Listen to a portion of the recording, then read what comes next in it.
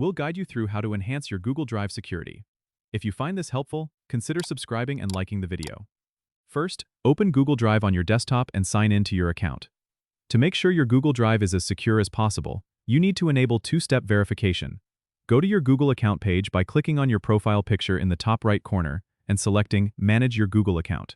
Once you're in, look for the Security tab on the left-hand side. Click on it and you'll see the option for two-step verification. Click on Get Started and follow the prompts to add an additional layer of security. This means you will need to enter a code sent to your phone or email each time you log in. Next, make sure your sharing settings are secure. Go back to Google Drive and right-click on the folder or document you want to check.